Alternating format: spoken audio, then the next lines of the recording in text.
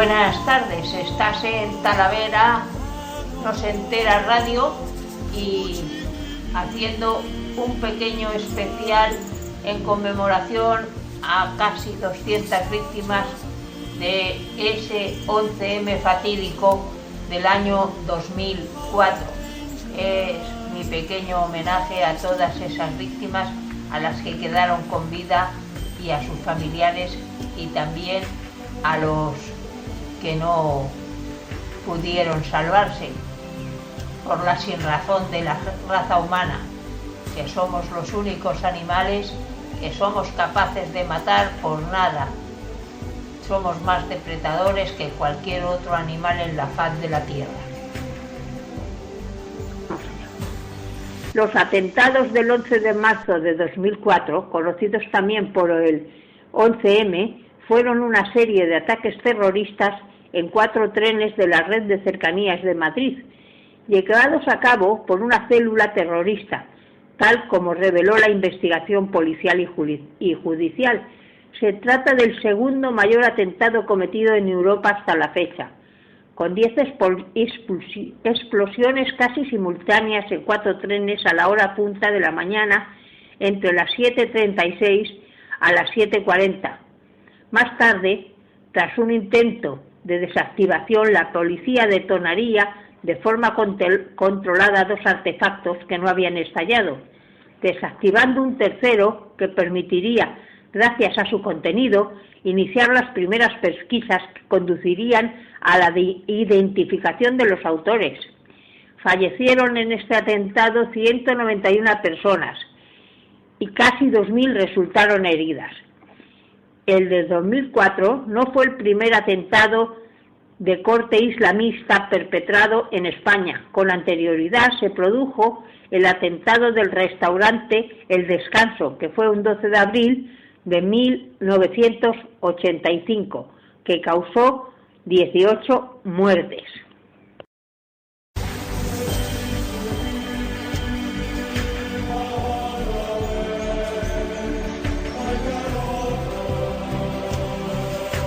Madrid moviliza sus equipos de emergencia. Se improvisan hospitales de campaña para atender a las víctimas y a los heridos en plena calle. Renfe suspende el tráfico de todas las líneas con origen o destino a Madrid. También se cortan algunas líneas de metro. Se activa la operación Jaula. El centro y los accesos y salidas de la capital están durante horas colapsados. Los hospitales ponen en marcha el plan de emergencias ante catástrofes, mientras la impotencia, la tristeza y la solidaridad emanan de las colas de ciudadanos que acuden masivamente a donar sangre.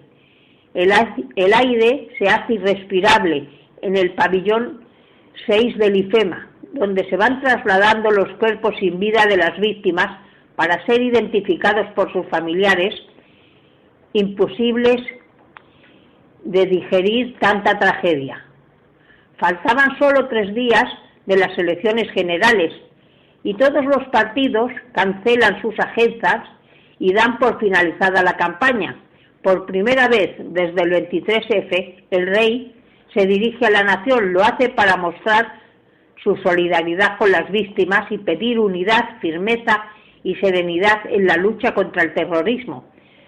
Manifestaciones multitudinarias contra el terrorismo se suceden por todos los rincones del país.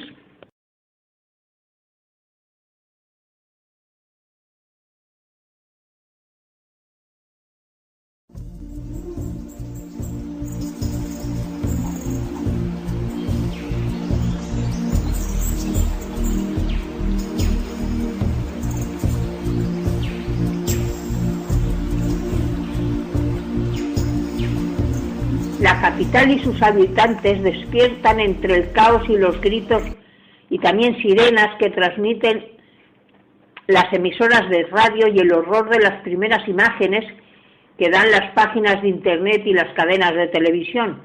Quienes no estaban allí compartían el dolor y la tragedia de los cientos de estudiantes y trabajadores que ese día, en hora punta, como hacían casi a diario, habían tomado uno de estos trenes del corredor de Henares a la capital.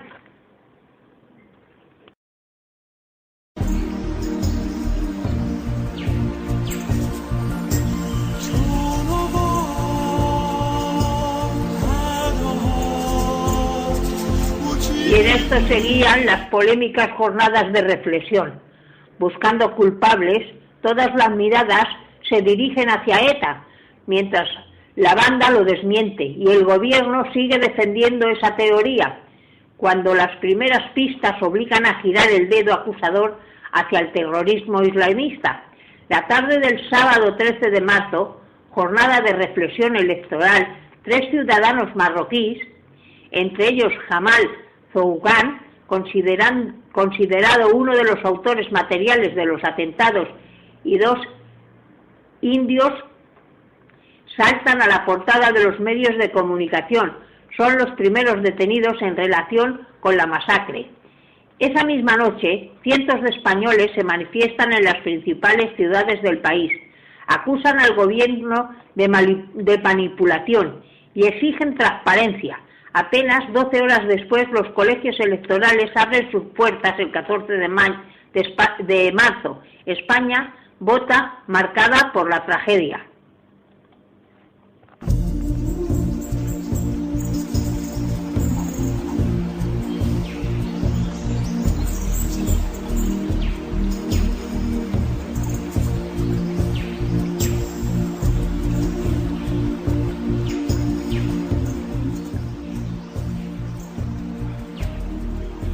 Las tensiones soterradas por la falta, incluso el ocultamiento de información por parte del gobierno español y sus homólogos europeos en torno al 11M afloran, y el ministro del Interior alemán, Otto Schäuble, aseguró en un programa de televisión pública de su país que hubo retrasos, imprecisiones y quizá incluso cosas inciertas en la información facilitada por el gobierno español tras los atentados.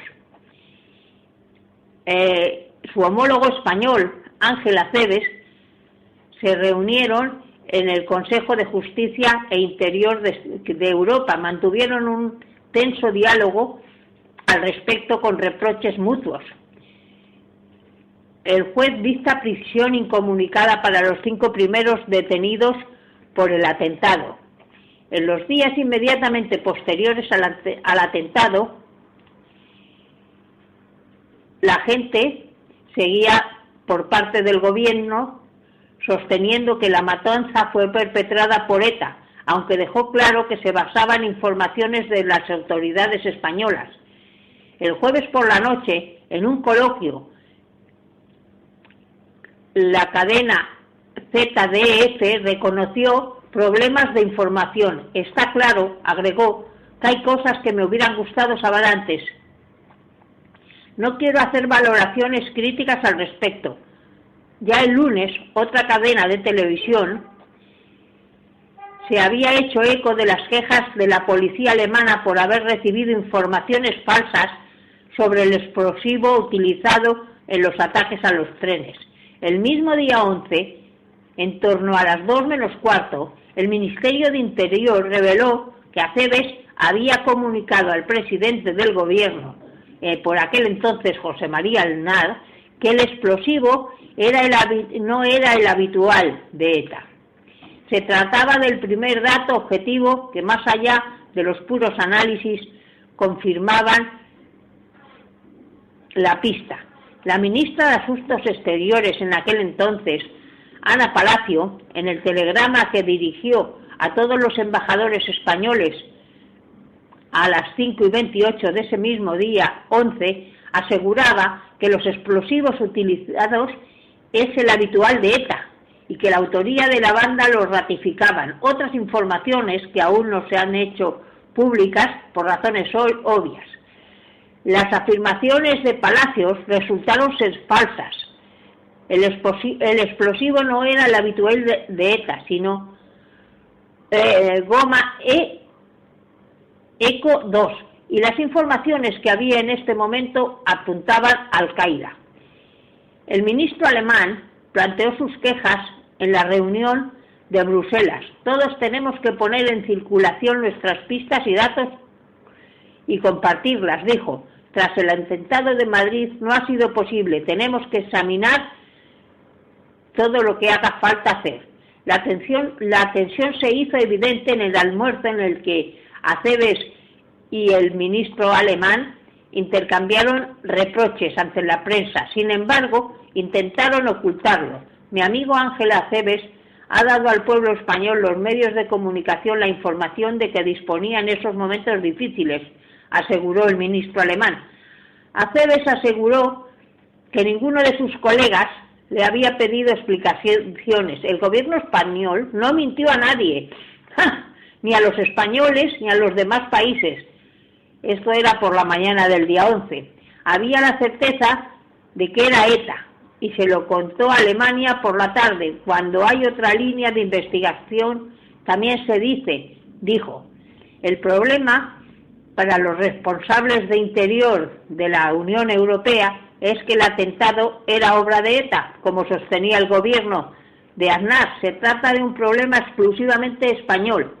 En cambio, si como luego se confirmó, los terroristas eran radicales islámicos, la amenaza afectaba al conjunto de Europa y cualquier retraso en la adopción de medidas de seguridad suponía poner en riesgo a sus propios ciudadanos.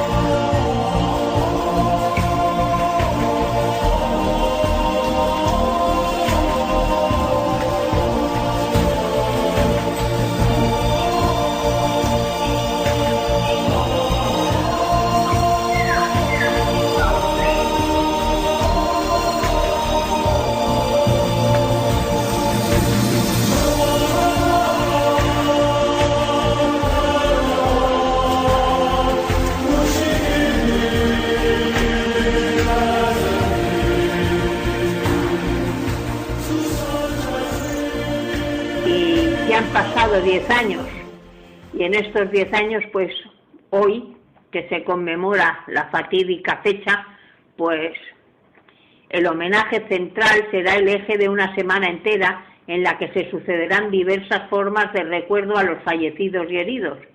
El 10º aniversario de los atentados unirá a todas las víctimas en un acto unitario por primera vez desde el 2007, cuando la inauguración del monumento construido frente a la estación de Atocha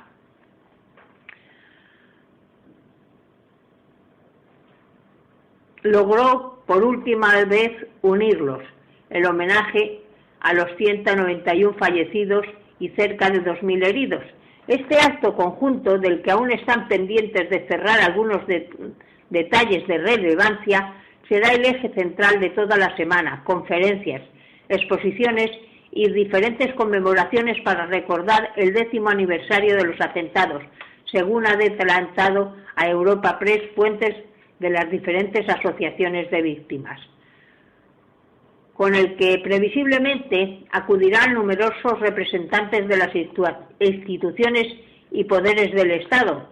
Las víctimas pondrán fin a la división mostrada durante los últimos aniversarios, como cuando cada uno de las asociaciones organizaba un acto de homenaje individual en diferentes puntos de la geografía madrileña. Pese a ello, los colectivos de víctimas no renunciarán a rendir su particular homenaje a los fallecidos y heridos, y cada una organizará diversos actos al margen del central. Y además pondrán el foco en agradecer de nuevo la solidaridad demostrada por los madrileños en las horas y días siguientes a la tragedia. Entre los actos previstos, el 12 de marzo se celebrará una edición más, ese concierto que hacen in memoria, que la Fundación Víctimas del Terrorismo organiza en el Auditorio Nacional de Música de Madrid junto a la Orquesta Sinfónica y el Coro de Radio Televisión Española.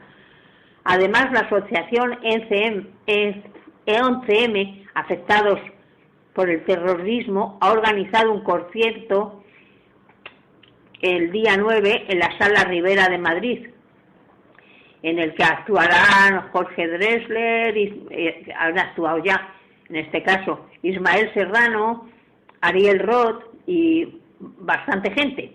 Al día siguiente, la asociación presidida por Pilar Manjón, la mujer que perdió a su hijo con 20 años, inaugurará una exposición en el Instituto Cervantes, con una muestra del abrazo social recibido de la ciudadanía en marzo del 2004, con poemas, dibujos, fotografías y numerosos objetos del duelo. También la Asociación Víctima del Terrorismo trabaja en diversos actos que recuerden a los fallecidos y heridos en los atentados, y una exposición para agradecer la respuesta ciudadana demostrada en todo el país. Por su parte, Interior entregará condecoraciones, mientras el Ministerio del Interior aprovecha este 10º aniversario para hacer una entrega en un acto multitudinario de las encomiendas y grandes cruces a las víctimas de los atentados, ya que aún quedan numerosos heridos sin recibir su condecoración. El año 2007 fue la última vez que hubo esta unión en torno a los atentados, cuando coincidieron en el 3er aniversario los Reyes. Inauguraron el monumento de Atocha en una gala a la que acudieron también los príncipes de Asturias y el entonces presidente del gobierno, Rodríguez Zapatero, también los representantes y las más altas personalidades del país.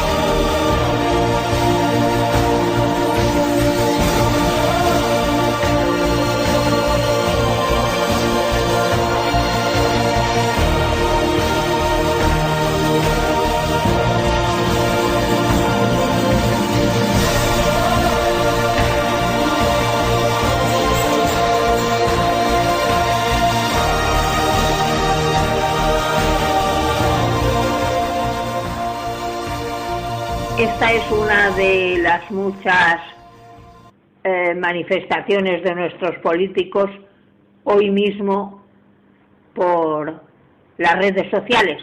Tras los atentados del 11 de marzo, la sociedad española dio un ejemplo de humanidad y civismo.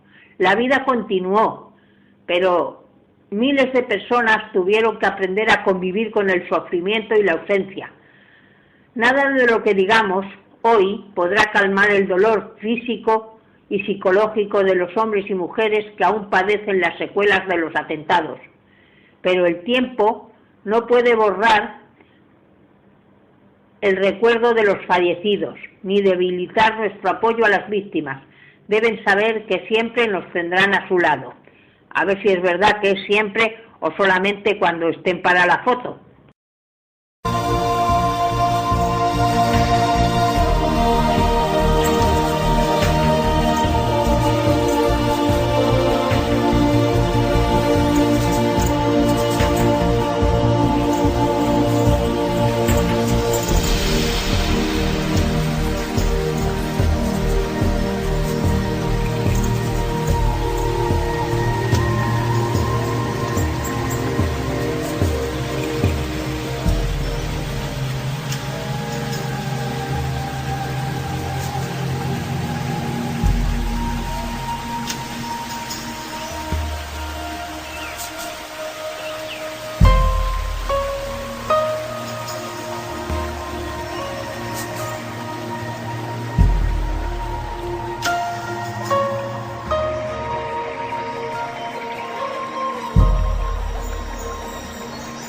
Y estas son las caras de otras víctimas que también sufrieron, pero que no salen en la prensa porque ni tampoco los políticos le hacen caso, porque es una víctima solo, aunque hay muchas más anónimas que no están siendo reconocidas como tal, porque aquí tenemos una vara de medir en este país, que no es un país, que esto es un circo, desgraciadamente un circo asesino, y siempre hacen cosas que no se deberían de consentir, pero aquí, con nuestra pasividad, cuando el pueblo no se mueve, pues se mueven todo lo demás, y se mueve y se remueve la mierda, porque este país es una cochiquera.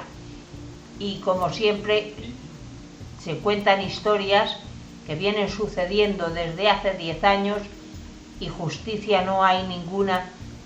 Y vamos a hablar de este compañero que se cargaron, un panadero pamplonés, el compañero Ángel, que también su familia está pidiendo justicia desde hace 10 años y no la ha encontrado. No se le quiere reconocer como víctima política. Como veis, todavía hay víctimas a las que no se le ha dado su merecido apoyo, como fue el pamplonés Ángel Berrueta, que ni siquiera sale en los medios de comunicación. Aquí somos siempre así de partidarios, según nos venga bien. Aisier Berrueta levantó el aparato de telefónico y todavía le siguen diciendo: ahora os vamos a matar a vosotros, advirtió una voz anónima. 10 años después de los familiares del panadero pamplonés Ángel Berrueta siguen reclamando que las instituciones lo reconozcan como víctima de la violencia política. Sus asesinos, un policía nacional y su hijo, lo mataron a disparos y a cuchilladas por negarse a colocar un cartel que apuntaba a ETA como autora de los atentados del 11M, tal como esa misma hora se empecinaba en asegurar el gobierno de José María Aznar.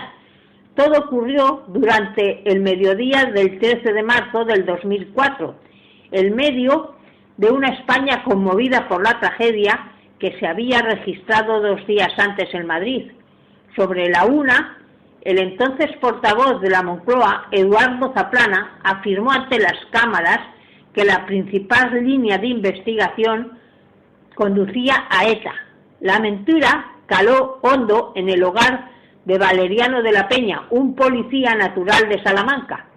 Su mujer, María del Pilar Rubio Martínez, bajó a la panadería de su vecino Ángel e intentó poner un cartel con lemas contra ETA.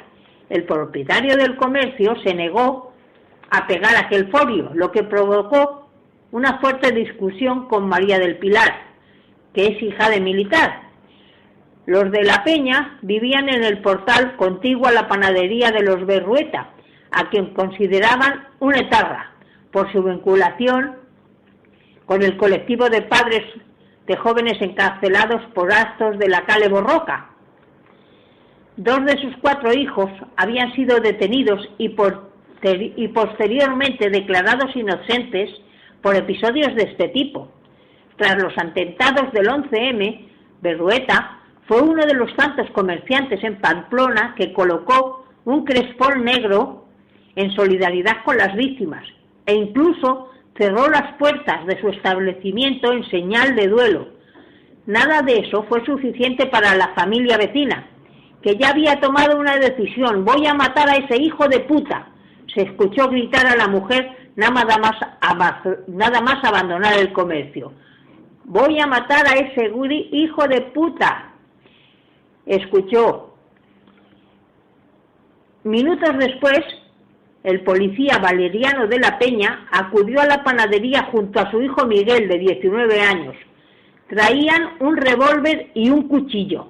Valeriano le pegó 4 tiros a Ángel, mientras que su hijo se encargó de asestarle una puñalada en el hígado. Sobre las 2, el agente llamó a la jefatura de policía para informar que había matado a su vecino. Para los Berrueta la pesadilla acababa de empezar. Una amiga del barrio llamó por teléfono para avisarme. Le había disparado a mi aita, padre en euskera. Fui de inmediato a la panadería, acompañada por mi jefe. Cuando llegué al lugar, estaba lleno de policías. Fue el peor día de mi vida, recuerda al diario público Aisier Berrueta.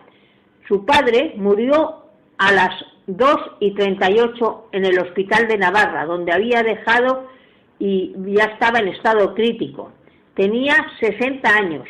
En el juicio celebrado en junio del 2005, Valeriano de la Peña fue condenado a 20 años de cárcel, mientras que su hijo recibió una pena de 15 años. La mujer del policía, a quien los abogados de la acusación señalaban como inductora del crimen, resultó absuelta por el Tribunal Supremo. En su sentencia, los jueces reconocieron que este asesinato registraba el agravante de motivación ideológica. De esta manera, los magistrados aceptaron que Ángel no había sido acribillado y acuchillado por una riña de vecinos, tal como esgrimió el exfiscal del Tribunal Superior de Justicia de Navarra, Javier Muñoz, sino que había sido víctima de un crimen cargado de connotaciones políticas. Sin embargo, las instituciones jamás lo entendieron de igual forma, por lo que los familiares del panadero aún siguen reclamando que se reconozca las motivaciones ideológicas que estuvieron detrás de este caso.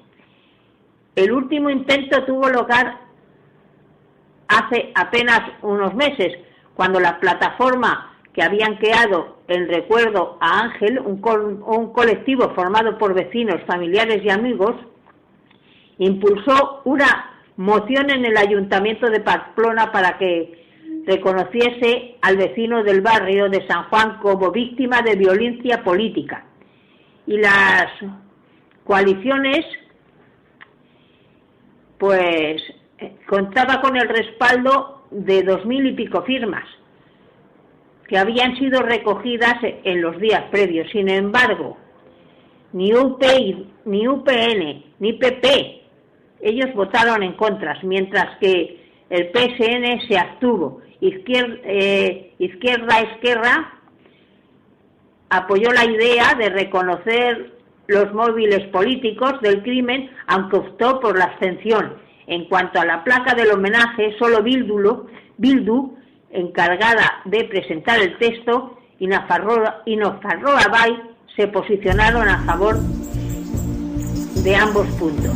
O sea que esto es, pues ya lo sabéis, todo lo que es la política, mentira cochina y sí, pero nada más que para la foto.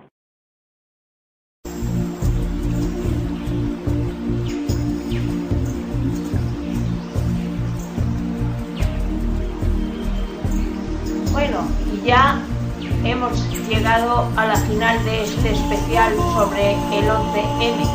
Espero que os haya gustado y salud, dignidad, nos escucharemos próximamente si el destino lo quiere así.